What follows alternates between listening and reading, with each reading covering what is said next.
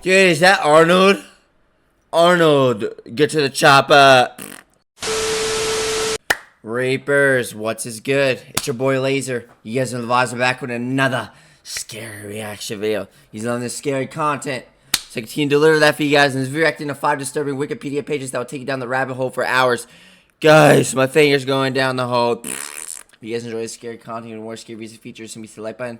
You subscribe, you click the notification bell icon. I also stream every night on Twitch, which streams are fucking amazing. Let's dive straight into the video. Number 5. In recent years, horror movies, dark dramas, and stories about conspiracies have had a burst in popularity.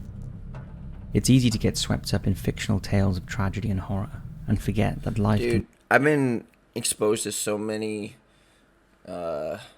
disturbing shit. I'm just numb to it at this point. I'm numb in general, bro. I don't feel anything anymore. I just don't care anymore. I literally don't care, bro. Like, if I decide I want to fucking just go to some fine ass shawty and then suck in their milkers, I ain't asking. can be exceptionally creepy. From family curses to alleged government cover-ups, today we're taking a dive into the biggest and most popular encyclopedia to bring you 5 scary Wikipedia pages that will take you down the rabbit hole. Wikipedia? The links to these will be included in the description if you want to do your own research on these. But you've been warned, you can spend hours delving into these. Now before we begin, we'd like to say a special thanks to this video's sponsor. You know what's crazy, bro? Raid Shadow Le- Isn't Wikipedia like the most inaccurate like fucking thing ever? Like, can't people edit that shit? Isn't there like little people that can like edit that shit? Hold on, let me skip this. And so, hit those lights, sit back, and enjoy. I'm watching this at 8:30, bro. Nice. Number 5. Brazil's little-known radioactive accident. In 1985, a private radiotherapy institute located in the Brazilian state of Goiás moved to new premises. But without informing the authorities, they left behind a cesium-137 teletherapy unit that contained a small capsule containing about 93 grams of highly radioactive cesium chloride that, if fell into the wrong hands, could be deadly. The machine sat in the abandoned building in downtown Goiânia for over a year, whilst an ongoing legal dispute about the building and its radioactive chemicals ensued. Finally, in 1986, the court posted a security guard to protect the building until the dispute was resolved. However, on September 13th, 1987, whilst the security guard was absent from his post... Hey, bro. Stupid security guard, bro. To all the people that work security jobs, like, on some real shit. I know, dude, you know what's crazy, bro? I remember seeing this one TikTok of this dude, like, saying, apply for a security job. It was the dude that Walmart Corey Kenshin bitch. That dude that looks like Corey Kenshin, bro. I remember, shout out to him, whatever his name is. Y'all go put his name in the comments or whatever. But I remember seeing a fucking like TikTok about, and it had like, it was viral too.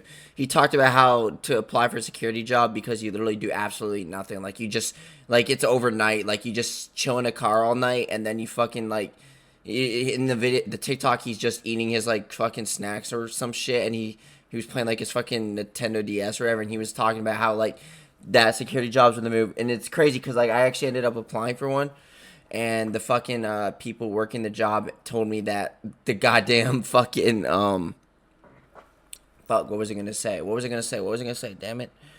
It ended up being nothing like how the TikTok made it to be. Like, I actually would have to do shit. They told me I had to like work the morning desk. I would have to fucking do all these annoying ass patrolling around like the fucking area. Yeah, fuck that.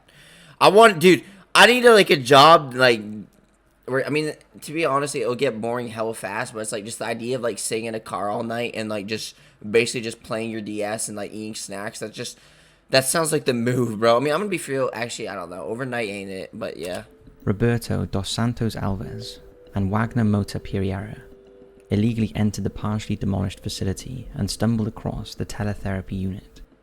Thinking it might have some scrap value, they removed the source assembly, placed it in a wheelbarrow, and wheeled it to Alves' home. The two men then tried to dismantle the equipment. The following day, Pereira began to experience diarrhea and dizziness, and his left hand began to swell. He visited his local doctor, who told him his symptoms were the result of something he had eaten, and told him to go home and rest. What did he eat? What did he eat? Did he have expired blueberries? 𝐈𝐭'𝐬, however, despite also feeling unwell, continued with his efforts to dismantle the equipment, and eventually released the cesium capsule from its protective rotating head, and succeeded in puncturing the capsule's aperture window with a screwdriver.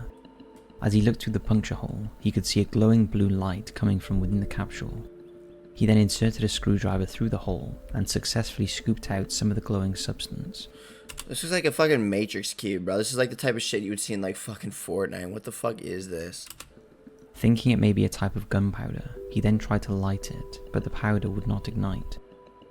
A few days later, on September 18th, 𝐈𝐭'𝐬 sold the items to a local scrapyard owner, named 𝐷𝐵𝐴, who also noticed the blue glow from the punctured capsule. Thinking the substance was valuable or even supernatural, 𝐷𝐵𝐴 took it to his house, and over the next 3 days, he invited friends and family around to view the odd glowing material. On September 21st, 𝐷𝐵𝐴's friends succeeded in freeing several rice-sized grains. Dude, what is this shit? I'm just looking at a bunch of fucking bullshit on my fucking screen right now. What the fuck am I looking at? This is some like pyramid ancient writing type shit. What we got here? So we got toxic waste. Okay, then we got 2 people holding the toxic waste. Toxic waste is screaming. These people are in the house. They're breaking it like looks like they're pickaxing it like they pickaxe like no, it looks like they're pickaxing that thing like how we used to pickaxe that fucking ice cream truck back in Fortnite, like season 4 or whatever, some shit. You guys remember that unlimited health shit? You got fucking goddamn, I don't know what this is.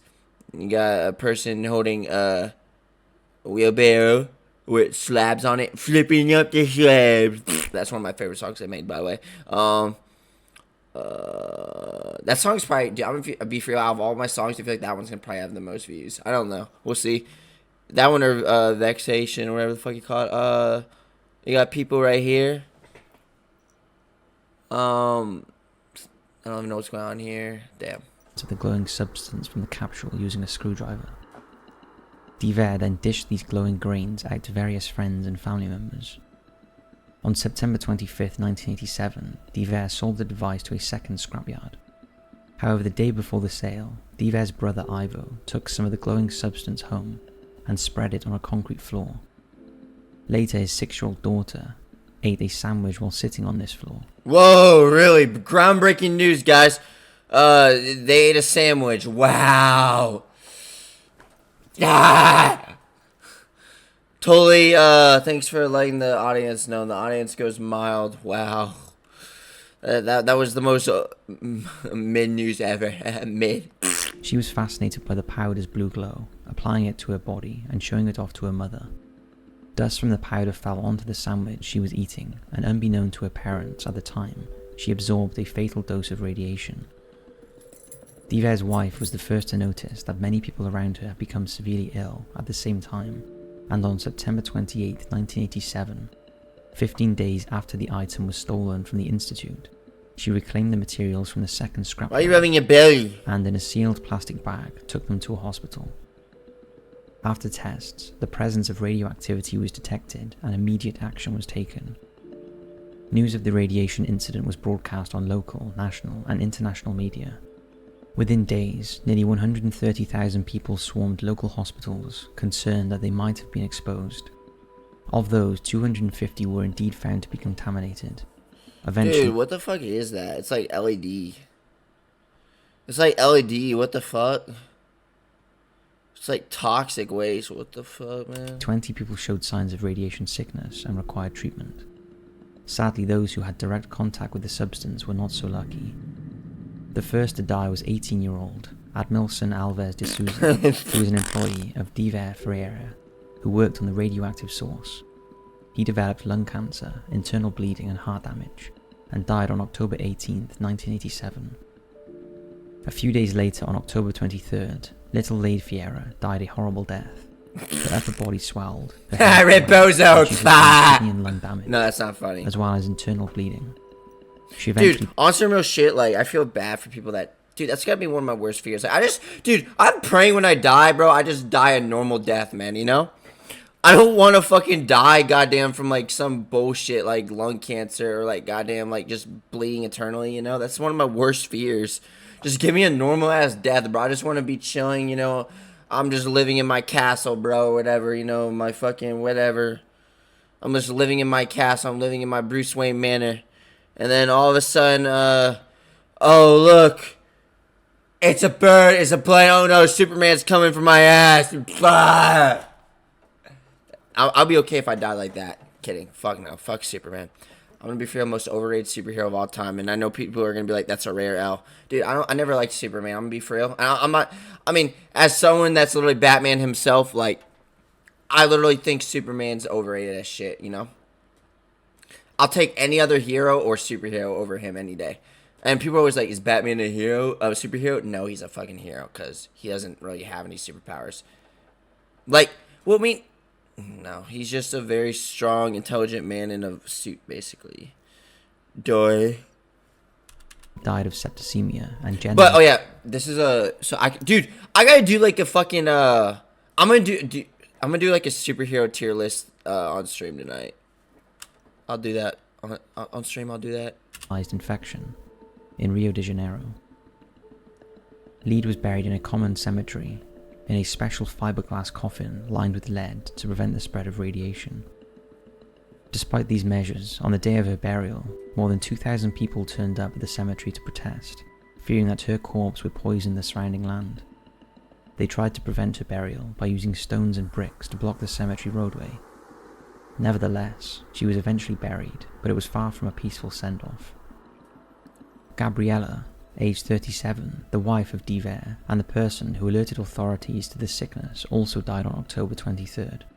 She developed hair loss and internal bleeding, especially of the limbs, eyes, and digestive tract, and died of septicemia and generalized infection, the same as her niece. Another employee, aged 22. Dude, why on some real shit? Because like one of my album covers, I mean song covers, I have like these feet with like the tag on it. What is that? What exactly is that? Like, this is a dumb question probably, but it's like, why do they do that? Why do they put like a tag on like the foot, the toe, of like the deceased person? Or I think they're deceased, right? Why do they do that? Is it like labeling the patient name or some shit? What is that? Yeah. Developed serious respiratory and lymphatic complications and died on October 27th. 𝐕𝐝 himself miraculously survived, despite receiving 7 grey units of radiation. But his life was blighted by the incident, and in 1994 he died of cirrhosis aggravated by depression and binge drinking. His brother 𝐈𝐭'𝐬 died of emphysema in 2003 after also being afflicted by depression. Hundreds of others were also affected after being exposed to low levels of radiation. In light of the deaths caused, the 3 doctors who had owned and operated the Radiotherapy Institute were charged with criminal negligence, and measures were put in place to ensure it never happened again. The incident is a tragic but little known radiation accident that rarely gets talked about. Number 4. The tragic tale of Charles Dommery. Charles Dommery was born in Bench, Poland in around 1770. He was one of 9 brothers, all of whom had huge appetites. Apart from his extraordinary appetite, Dommery... Bro, look at this motherfucker, bro. Oh, this man's gobbling that shit up. Gobble, gobble, gobble. What do we got here? We got fucking, I don't know what that is. We got pizza man or tomato bitch. Turkey. We got toast. We got a bunch of beer. What the fuck? Normal in every other way.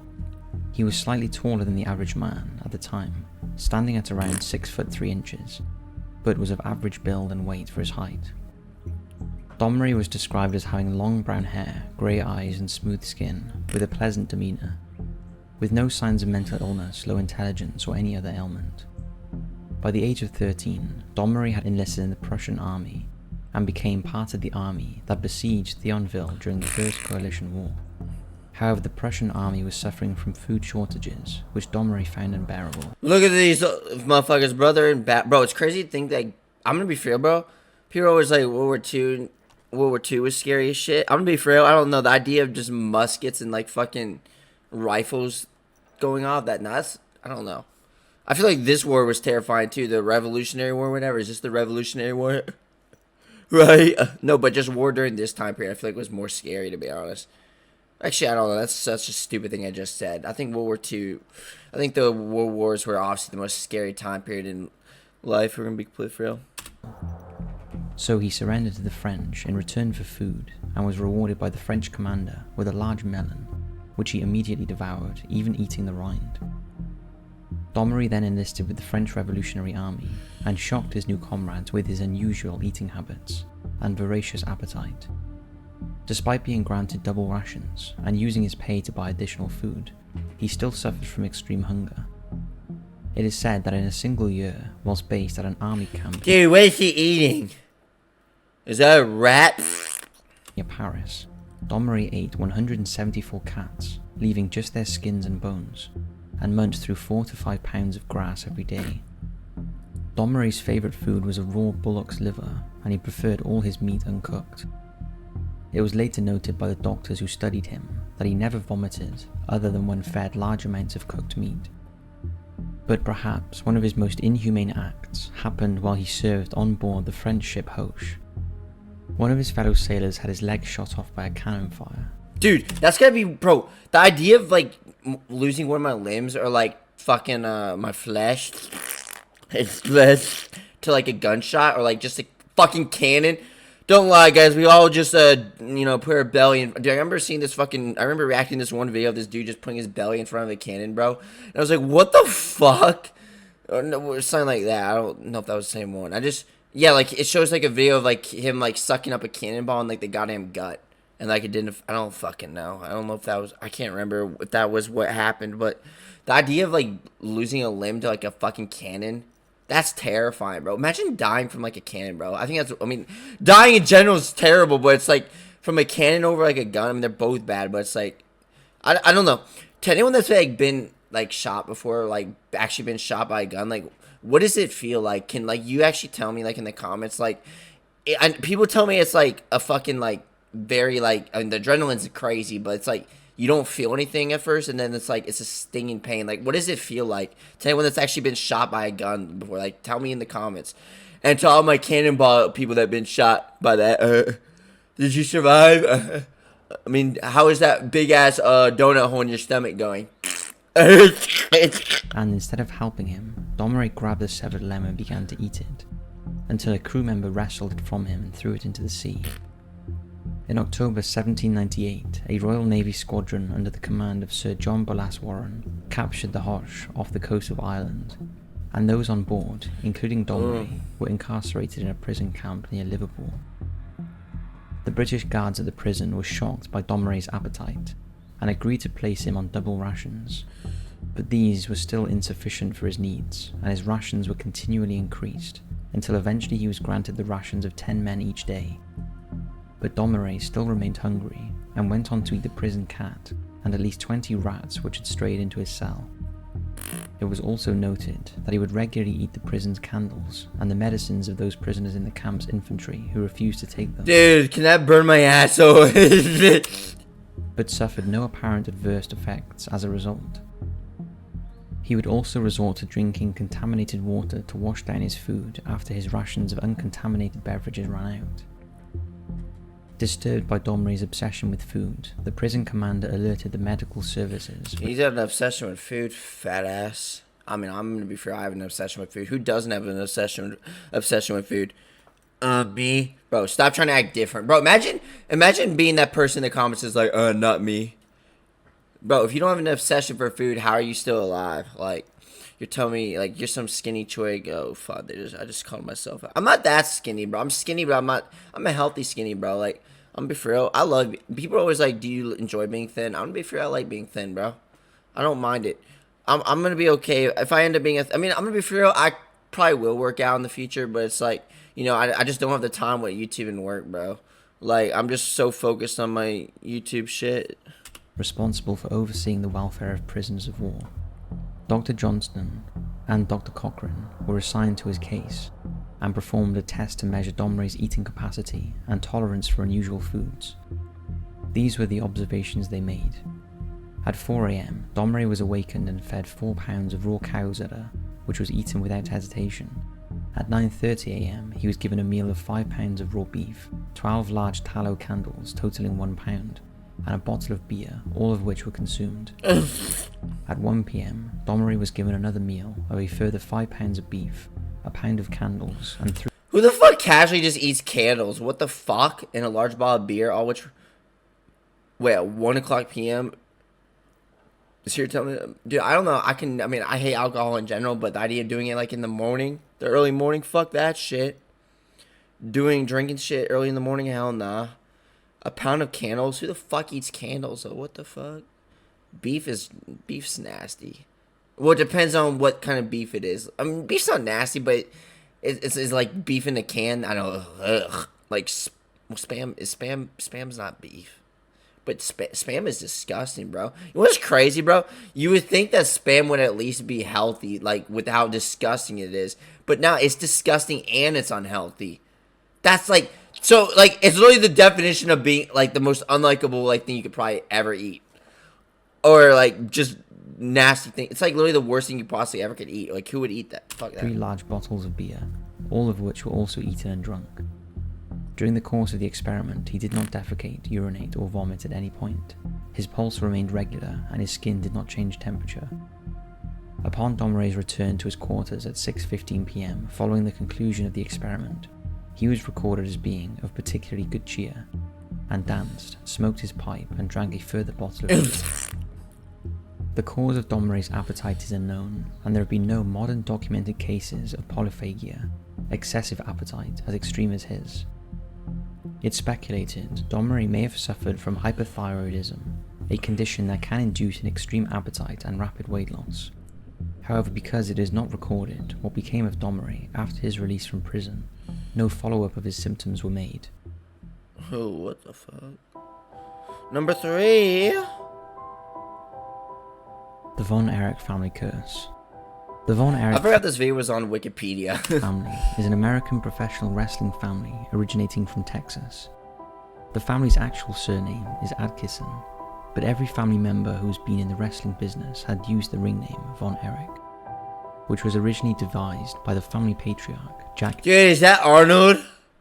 Arnold, get to the chopper. Looks like Arnold. What kind of cut is that, bro? That cut's a whole ass crime. I don't know why, but I want my hair to look like this sometime. Well, actually, I want it long, but I don't know about curly, though. Like, the fuck? Adkisson, like known perm hair. professionally Fritz von Erich, as he portrayed a villainous German Nazi character in the ring. Outside of their wrestling careers, the Von Erich family are most notable for the alleged curse surrounding them. When Jack Adkisson, 68, passed away from cancer in Denton County in 1997, all but one of his children had predeceased him. The firstborn child, Jack Baron Adkisson Jr., was born September 21st, 1952. When playing outside the family's Niagara Falls, New York home in 1959, he received an electric shock from an exposed wire and fell unconscious into a puddle where he drowned. He was just 6 years old. Moving on to the third Adkisson child, David Allen was born July 22nd of 1958. He married in 1978, age 20, and had his first daughter that year. But dude, look at this fucking... look at his thigh, man. Look at all that... what is that? Tragically, she died in infancy. David and his wife divorced less than a year later, and he remarried in 1982. On February 10th, 1984, David died while in Tokyo, Japan. The US Embassy's death report claimed that the 26-year-old died of acute enteritis, which is the inflammation of the small intestine. But Ric Flair, a professional wrestling manager, claimed that everyone in wrestling believed David's death was a drug overdose. He added that the wrestler who found David had disposed of the narcotics by flushing them down the toilet before law enforcement arrived on the scene. Kerry Jean Adkisson, the fourth child, was born on February 3rd, 1960. He took his own life on February 18th, 1993, on his father's ranch in Denton County, Texas. That's gotta be like one of the best ways to die. See, that's how I want to die, bro. Like, I just want to die like Well, not like how he just described it, but like on like a farm, just like the idea, just like, I don't know, bro, I'm just chilling in my barn or whatever. I was laying in my farm, and then I just have a relaxing day. By shooting himself in the chest with a .44 caliber gun. A retired professional wrestler named Bret Hart claimed that Kerry had told him in the months prior to his death that he planned to commit suicide. He reportedly wanted to follow his late brothers and said that they were calling to him. His marriage had fallen apart. Look at his nipples. And he believed that his death was inevitable. Sadly, this was just the one of many suicides in the Atkinson family. Mike Brett Atkinson, the second youngest child, was born that's the on thing about wrestling, but I don't like. Just the idea of, like, I just think it's so fucking nasty just to think that there's just grown-ass men just, like, in their stinky underwear, and then they got cups right there. Why do they have cups, guys? They're protecting the thing in there. They're protecting the treasure, bro. Dude, I mean, I'm gonna be for real, bro. Anyone that's, like, played, like, a sport, like, I don't know. Remember when I used to play baseball, bro? You know, there was days where, like, people would get, like, hit in the nuts, bro, by, like, the... I remember there was I'm sure T-ball was bad, too, bro. I remember T-ball. I don't know if it was me. I can't remember, bro. I remember when I played T-ball one year. I forgot T-ball was even a thing. But I remember... Imagine if grown, like, professional men played T-ball, bro. I mean, they do that in, like, practice, but it's, like, I think... But it's, like, imagine, like, that just being, like, an actual league. Is it? I don't fucking know, but probably for like little kids, but obviously yeah. But it's like I remember like one time I remember playing T-ball, bro, and like I think I swung the bat like in a way to where the ball went backwards, dude. I sucked at T-ball, bro. I sucked at baseball too, bro. You know what's crazy about? Cause people are always like, this is a good question. I want to answer this question. People are probably like, Laser, have you ever played any sports? So yeah, I played T-ball. I played baseball. I played football or soccer. I had to say both names because people are gonna get offended by it somehow. It's called soccer or it's called football. Like I had to say both, but it's football for your information, bro. It's crazy how people like. You know what's crazy, bro? That's like the one thing I find so pathetic about like, you know that like that the fan base of that entire sport, bro. It's like they argue, they get so pissed over just a name, bro. Like it's not that deep. Now here's the truth. People are always like, what do you think it should be called? Should it be called football or soccer? I think it should be called football. I think if you're going to, I think what people always, and then, you know, here's the thing, right? As far as like, you know, the NFL, that football, I think it should be called American football. I think the people that say it should be called egg ball, that's so cringe, bro. Egg ball, it's called egg ball. Like, why no, it's called American football. That's how it should be. American football. But what was I gonna say? Yeah, but I played T-ball, I played baseball, I played football, soccer, and I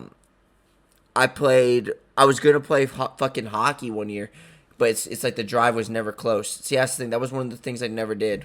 March 2nd of 1964. Shortly after his wedding in 1985, he had to get surgery after injuring his shoulder. Afterwards, he was found to have toxic shock syndrome. As a result of his condition and his surgery, he was unable to return to the ring at full strength and was forced to retire. He took his own life on April 12th of 1987 in Denton County by overdosing on tranquilizers.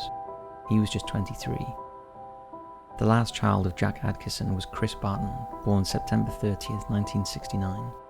There were many factors which influenced his wrestling career and made it impossible for him to reach the success that his siblings had in the ring.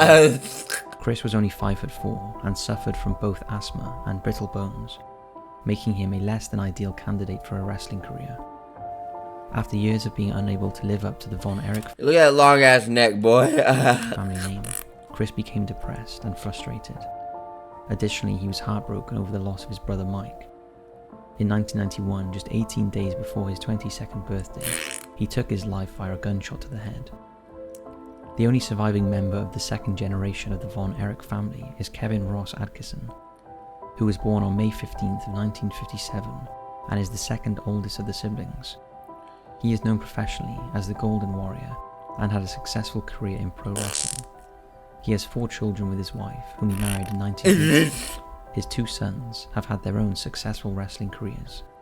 The third generation of von Erichs has managed to evade the so-called family curse, but the tragedy surrounding the family is horrifying nonetheless. I forgot. Dude, I zone out so much, it's crazy. I forget what I'm thinking sometimes. 𝐵𝐶𝐬. Born December 4th, 1965, 𝐵𝐶𝐬 was a Cambodian ballet dancer who had an extremely successful career during the 1980s and 90s, where she appeared in numerous films, advertisements, and karaoke videos. 𝐵𝐶𝐬 began to study Cambodian cultural dance in 1980. Her aunt, a fine arts teacher, was incredibly supportive of his choice of career. 𝐵𝐶𝐬. That's a real one, bro. Bro, I'm telling you, man, anyone that supports you going after your dreams are real ones. Because most people, bro, dude, in this society, man, it's like everyone's programmed to just live an average life. Bro, go for something, man. Go for something. If you can conceive something, you can achieve it. Everything you ever could desire is already yours. Mentally, it's already yours because it's in your imagination. Go for your dreams, bro. I'm telling you. Don't live your life based off what other people think. Like, live your life the way you want to live it, bro. Go after it. If you believe in something, you can achieve it. If you can conceive something, you can achieve it. And you'll achieve it if you stay faithful to it. It'll only be a matter of time before it fully manifests physically. If you believe in something, you can achieve it, bro. Don't go after an average life, man. I'm telling you, don't. Go after your dreams, man. You only get one life. Don't be that person that, like, always had a dream in the back of their head but ended up just going an average route.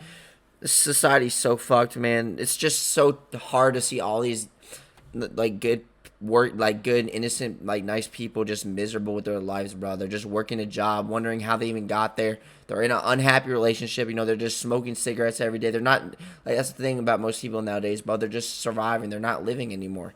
Go for something, man. Like, the Matrix has programmed everyone into believing you can't do something. If you believe in something, you can achieve it. We're creators. You're the person you desire to be. You just got to have a clear vision. Don't worry about how it's going to happen. Just go in on it. If you can get everything in your imagination is just God showing what he has for you. If you don't believe in God, that's okay. But this is all the people that do believe in God. And it's not even believing in God. Like, it's just, if you can, it's literally like the law of attraction, all that shit. It's like, if you can conceive something, you can achieve it. If you believe in something, go for it. Don't fucking settle, man. I'm telling you. I'm not trying to shit on people that work 9 to 5s. Like, I mean, I work in 9 to 5 at the time making this video, but it's like we need 9 to 5 workers. Like, the fuck, without 9 to 5 workers, there's no fucking society would crumble. But it's like, go for something, man. It's just so hard. It's so hard to see people that just aren't, that, like, good, happy people that just are miserable with their lives because they're just working a job. You know, they've probably been told by their parents or everyone else that they can't do something. Like, go for something, man. Go for something. It's like, just find something you're passionate about. And people are always like, how do you know if it's going to work? Simple. Can you see it in here? Can you see it in here? If you can see it here, you can speak it into existence, bro. I'm serious. Like fucking Conor McGregor said, one of my favorite UFC fighters. He pretty much said in that, I'm sure you guys seen that video of him talking about the law of attraction. Like, if you can see it here, you can speak into existence. Go for it, bro. Completed her studies in 1988 and continued to work at the school as a lead dancer. As her popularity grew, she was invited to star in her own film, translated as Shadow of Darkness. It was here during her acting career that the young woman met a well-known actor named Kai Praseth. The couple married in 1990, and 2 years later they had their first child together. As well as having a successful on-screen career, 𝐵𝐶𝐬 was also an active stage performer who toured across the US, India, Japan, China, Korea, Thailand, and in various countries throughout Europe. On July 6, 1999, 𝐵𝐶𝐬 was shopping at Fom Fez O'Russell's Market when she was shot in broad daylight by an unknown male assailant. Her 7-year-old niece was also wounded in the shooting. 𝐵𝐶𝐬 was in critical condition in hospital until July 13th, when she passed away. She was only 34 years old. Her funeral attracted over 10,000 mourners, making it one of the largest attended ceremonies in recent Cambodian history. 𝐵𝐶𝐬's murder was a high-profile case, but despite this, it remains cold. Just months after the shooting, in October of 1999, the French... This guy just looks like the type of guy that nobody likes. I'm kidding. I just attacked someone I don't even know much about. This guy probably is some nice dude. I don't fucking know. Magazine L'Express claimed that the actress's diary exposed an affair she was having with the Cambodian Prime Minister, a man named Hun Sen, who has been in power since 1984. Upon discovering this affair, the magazine pointed the finger at the Prime Minister's wife, Bun Rani, and alleged that she had already hit on Peseth. The magazine added that on her deathbed, the 34-year-old actress had named Bun Rani to several people, something which Bun Rani denied, before announcing that she would bring charges to the magazine for defamation.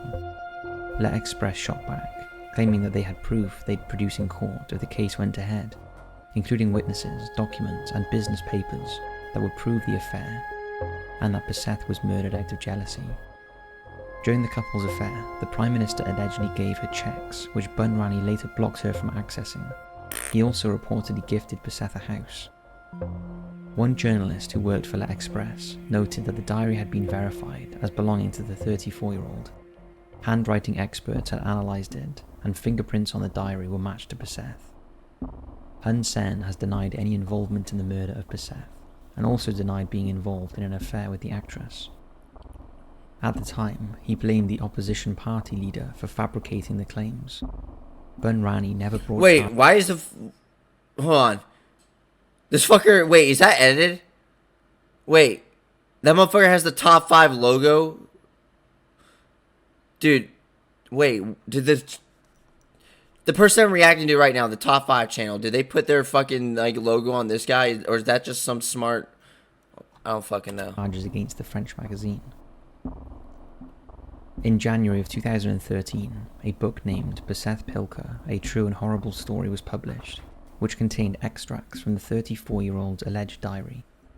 In it, Peseth detailed her relationship with a high-ranking official, and noted the violent threats she'd received from the official's wife.